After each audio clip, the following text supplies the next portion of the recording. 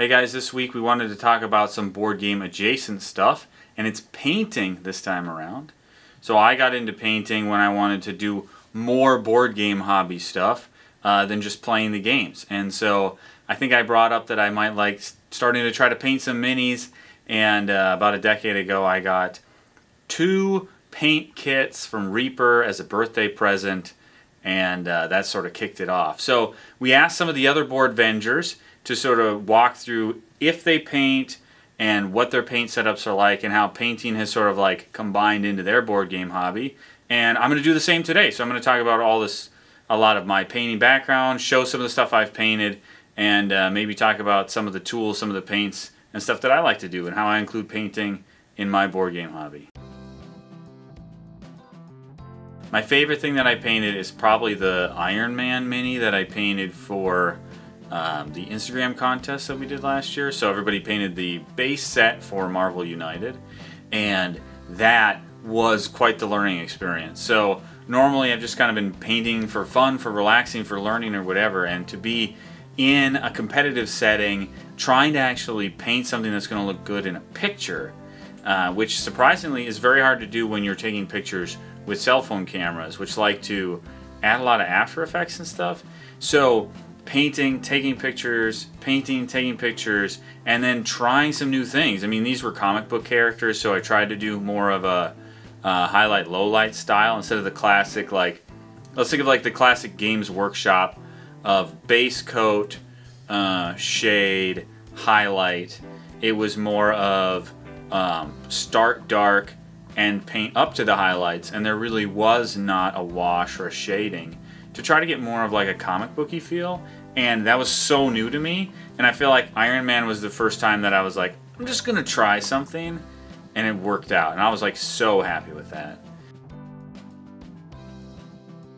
The one tool I wish I would have gotten sooner, I'm gonna answer this with 2 tools. There are 2 tools that I wish I would have gotten sooner. One is a better light, and the other one is a wet palette. The light is kind of self-explanatory, but I painted for a long time with my head leaned up against a desk lamp with an incandescent bulb in it that was like hot, or whatever. And then, and so the second thing is a wet palette. The reason why I wish I would have started with a wet palette is I wish I would have just learned off the bat on how to paint with one. It makes your paints last longer, and miniatures paints are like, even though a little pot's $3, like, you don't get a lot of paint in there. Compared to any other kind of paint that you're buying, miniatures paint's very expensive, so it lasts longer.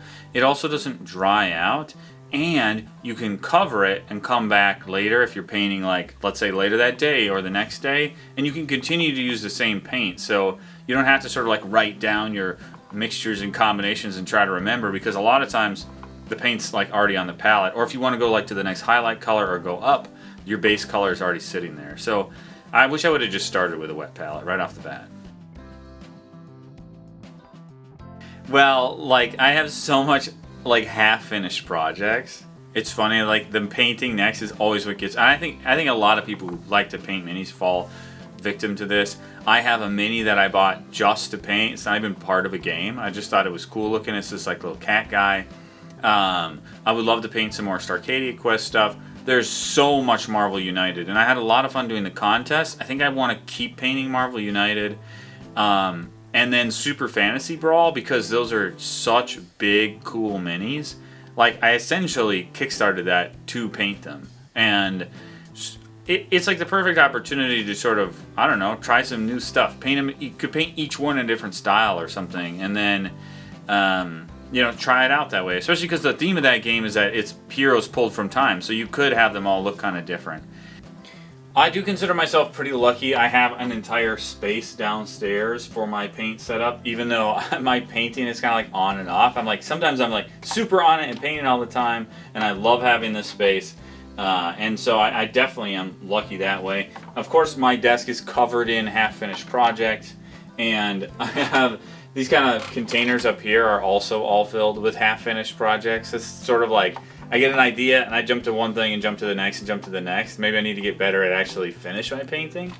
But like as you can see, I have a couple of different kind of paints. I've tried Citadel paints, just started using a lot of Army Painter paints, and those have been great too. I also have a ton of the instant colors from Scale 75, and I compare those to the contrast paints from Citadel, so it's kind of fun to like compare and contrast. I also have this whole shelf here, which is just like Reaper paints, and while I started on Reaper, they're sort of like not necessarily as high of quality as sort of the rest of the brands, but you know, that's kind of like half the fun is like trying stuff out and finding out what you like.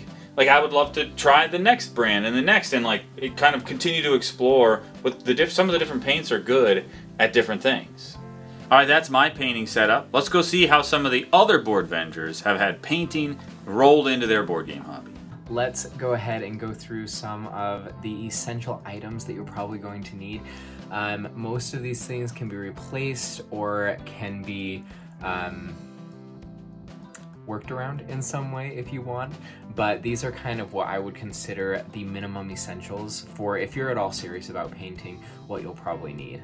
Okay, so first is obviously an area. Most people won't need a cutting mat, although a cutting mat is nice just to know that you're not concerned about the surface that you're painting on. It's not uncommon to accidentally drop your model or whatever you're painting and get paint somewhere. So I definitely want to paint somewhere that you are really worried about the surface. So that can also be paper, newspaper, whatever. Next thing I would recommend to just about anybody, like I said, if you're at all serious about painting, is a wet palette.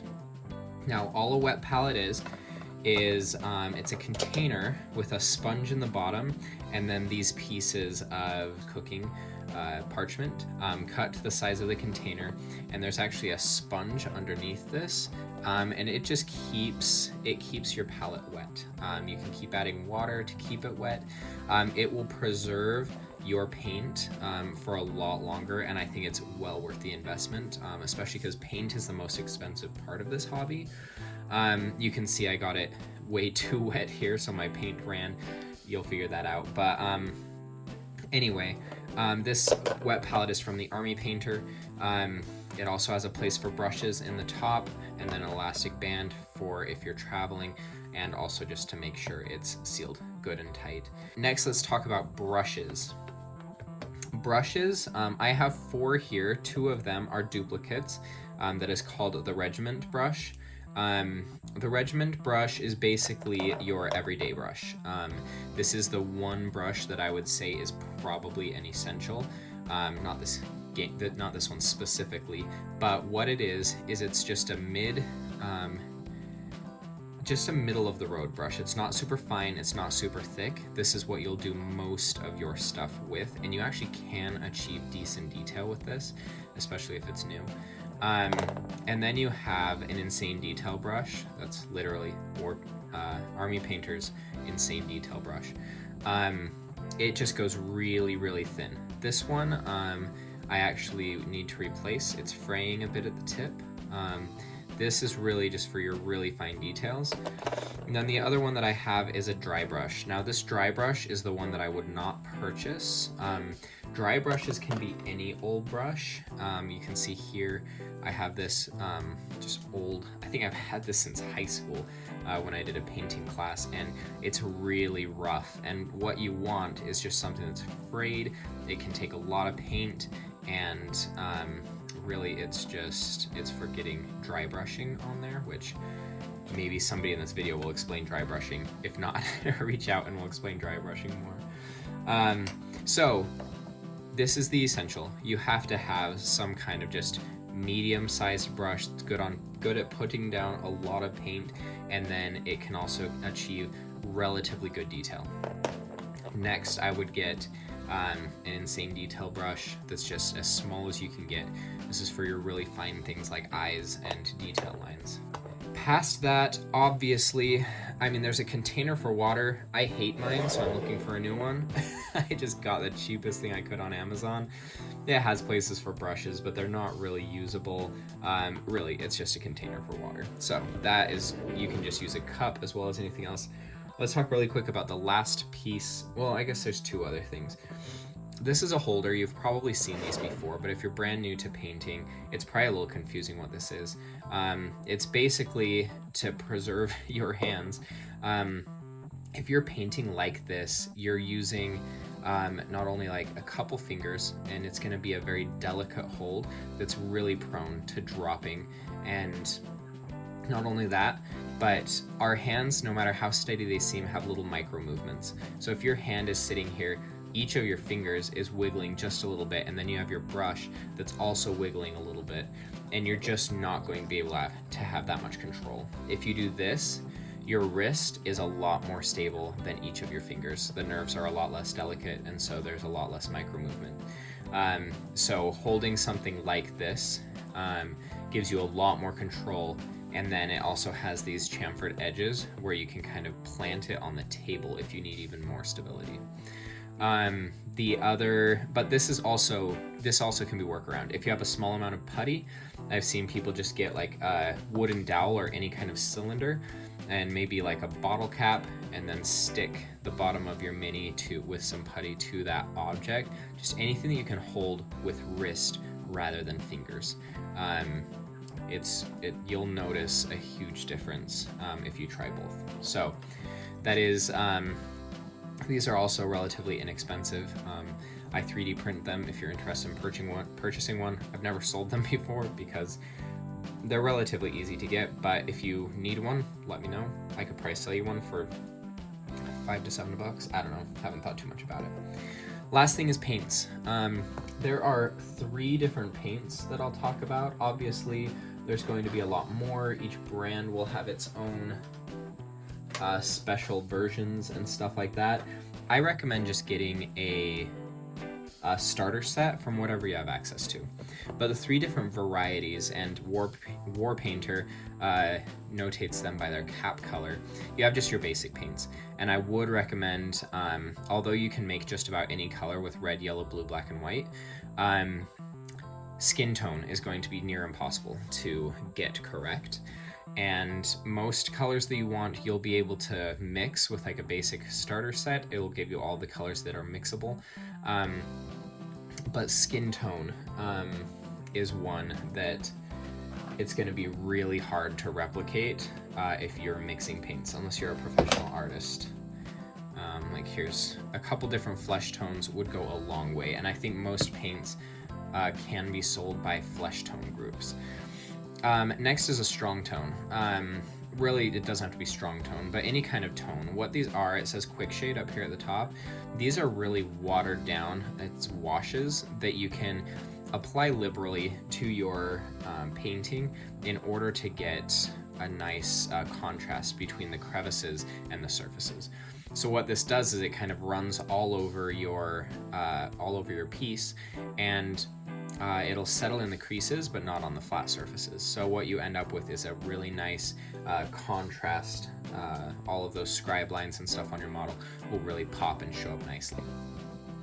Finally is metallics. Metallics are another thing that are common in hobby painting, but you can't really get from any kind of mixing. So I do recommend a couple metallics. You can obviously get them in like brilliant silver, more of a bronze or a brass.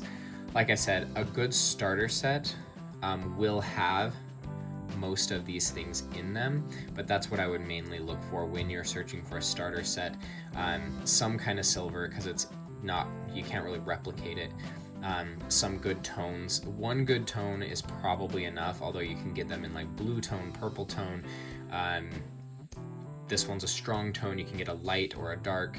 And then I do recommend you get some flesh tones, unless you're doing exclusively like Warhammer Army that doesn't have any skin showing, because that's also a thing.